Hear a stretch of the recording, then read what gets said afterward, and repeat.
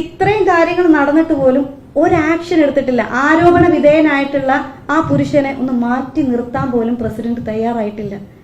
എവിടെയാണ് സ്ത്രീ സമത്വം അവിടെ? എന്റെ പൊന്നു ദൈവമേ, അൻസിബ എന്ന ഒറ്റ പെങ്കൊച്ചു കാരണം അമ്മയിലെ എല്ലാ വിഷയങ്ങളുടെയും തനി സ്വഭാവം പുറത്തു വന്നു. വളരെ നല്ല കാര്യം.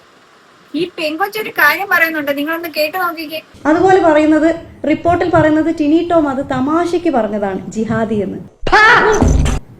ജിഹാദി എന്നും ഒരു വ്യക്തിക്ക് ഡബിൾ ഡാഡി സിൻഡ്രം ആണെന്നും ആ വ്യക്തിക്ക് മറ്റുള്ള പലരുമായിട്ടും പല രീതിയിലുള്ള ബന്ധങ്ങളുണ്ടെന്ന് പറയുന്നതൊക്കെ തമാശയായിട്ട് കാണാനാണോ പോലീസ് ഇവിടെ ഇരിക്കുന്നത്? അത് കഴിഞ്ഞിട്ട് ലക്ഷ്മിപ്രിയ എന്ന് പറയുന്ന വ്യക്തി ട്രെയിലർ ഇറക്കുന്നു, ടീസർ ഇറക്കുന്നു, പ്രീമിയർ ചെയ്യുന്നു ഒരു സ്ത്രീയെ വ്യക്തിഹത്യ ചെയ്തുകൊണ്ട്. ഒന്ന് ആലോചിച്ച് നോക്കണം, കേരളത്തിലാണിത് നടക്കുന്നത്. കേട്ടല്ലോ. ഇത് ഇറങ്ങിയ ഉടനെ തന്നെ ശ്വേതാമേനോൻ ഒരു പോസ്റ്റ് ഇട്ട്, ആ പോസ്റ്റ് ന്യൂസായി. നിങ്ങൾ ആ ന്യൂസ് ഒന്ന് കേട്ട് നോക്കിക്കേ.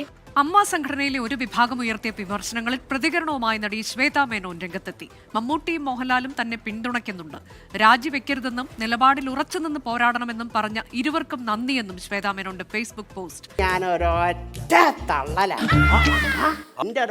തള്ളലുണ്ട് ഇത് ജോയിന്റ് ആയിപ്പോയി. അമ്മായിട്ട് തള്ളലാ ഞാൻ.